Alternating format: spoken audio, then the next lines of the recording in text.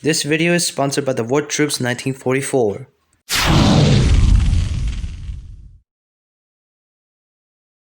Hello there everyone, this is John Staria, and welcome another episode to be seen. And of course my video just keeps coming out now, guys, I know, but I have to make final update for DA Group Educations. And yes, I know it's true, but I was been doing for pretty well, guys. I was taking out so I did to react about for a little bit between episode 1 Japan and episode 2 Italy. But now today we are reacting to Axis Victory Alternate History episode 3 Germany. And if you haven't subscribed to Deluxe below now, go ahead and subscribe to my channel immediately. Then you can do whatever you want. And you made it for a little bit next day, so I'm gonna keep it for one more chance. And that's all, folks. So let's do this. So to clear up a bit of confusion on the previous episode, this isn't a traditional alternate history, as in here is a divergence point, here's how it affects everything. No, this is a dream scenario, as in all of the plans the Axis had, and not necessarily the reasonable result of the Axis victory. For some countries, the plan was very clear, like Japan's. Sometimes the plan was already enacted, like Germany's. Sometimes parts were implied, but not directly stated, so I made some assumptions, like Italy's. And there were plenty of areas not included in any plans, like Tibet, so I made something up. So this is the world the Axis wanted, but not what they would necessarily get. So with that out of the way, context. Okay. Green color equals Italy's zone of influence. Red colors, Japan's, and blue colors, Germany's. Bright blue means the Greater German Reich, aka the part of the German Empire that is actually considered Germany. Dark blue is Reichskommissariats, which is the empire part of the German Empire. Pale blue is the Reichsgeschäfts, which translates to Reich dominions, and are the autonomous regions of the empire, and are basically their own thing, but technically part of the empire. It isn't actually a real thing, I made it up to be a compromise between occupied countries that are independent and non-independent countries that are relatively unoccupied. And light blue are puppets. Okay, but I don't think that should be looked like this as thinking about. But here's a proof that Reich Commissariat, which could only that translates is Empire Commissar, or the Imperial Commissar, or whatever that is. And it kind of in the both ways, it just gives me a one more chills for that kid will have. Either way, it does not look like this as much as a same way. Red is the Empire of Japan, and pink is Japan's puppets. Green is the Kingdom of Italy. Dark green is the regions of the Italian Empire, and light green is Italy's puppets. And all the other colors is everything else.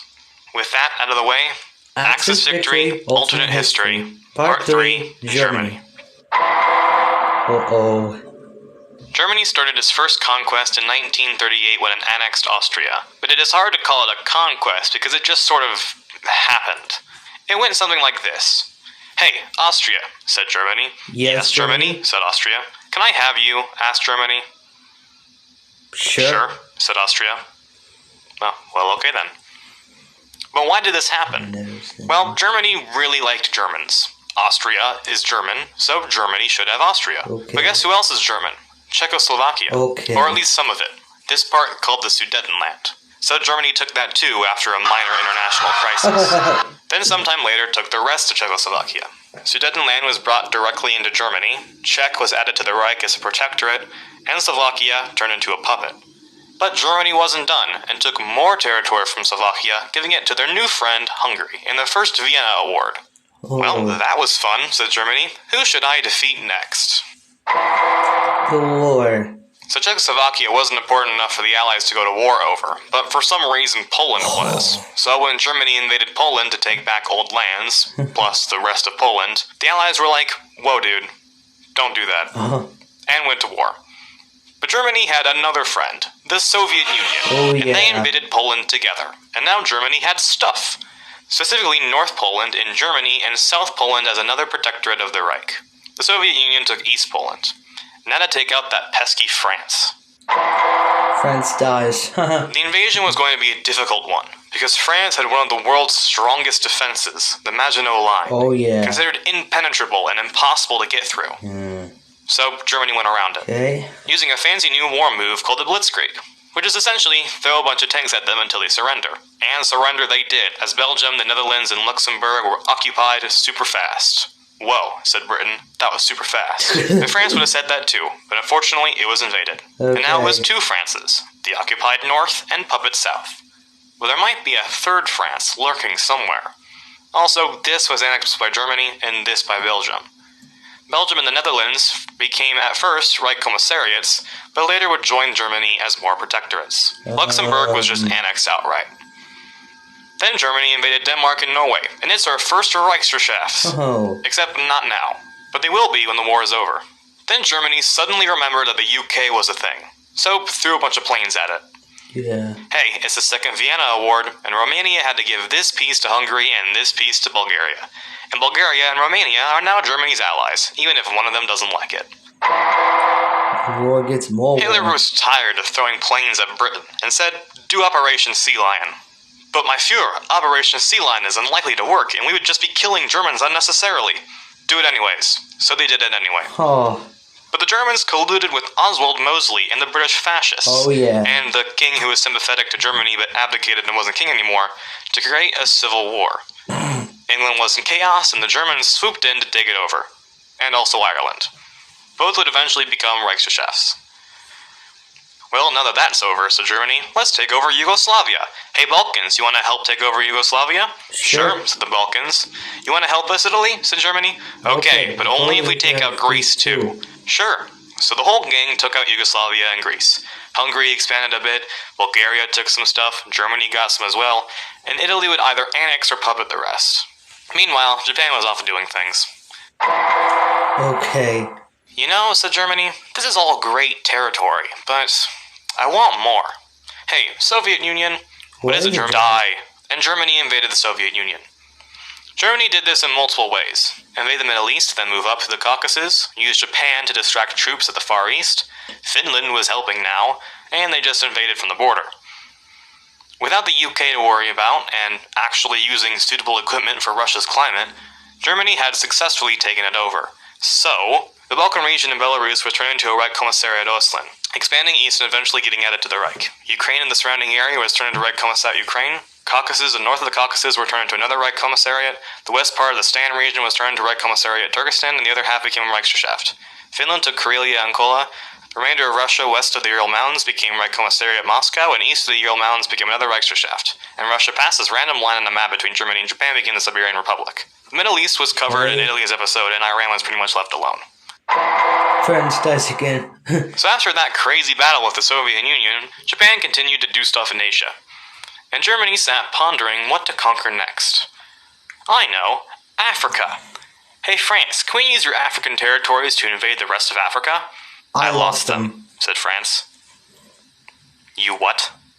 Well, you know how we mentioned a third France earlier in the video? Yep. Yeah. Well, they took over my colonies. France? Yeah. You messed up. So in short, case Anton, aka France dies again. Italy took some stuff from France, Spain joined the Axis and took some stuff from France, and the whole of France was occupied and turned to a Reichswehrschaft. So Germany and the Axis invaded Africa. North Africa was covered in episode 2, but everything below Italy's Africa became one big German Africa, with southern Africa and the southwest coast both becoming Reichswehrs. Also, Switzerland and Sweden were taken over just because. Well, guys, said Germany to the Axis, we conquered everything that we could. Now it's time to just... What was that? Oh, that was me, said Japan. What do you mean? Oh, I attacked Pearl Harbor. You what? I attacked Pearl... Why? Because I wanted the Philippines. You idiot. Now we have to invade 2 more continents, or 1, depending on who you ask. How do you expect us to do that? I don't know, we'll figure it out. Okay.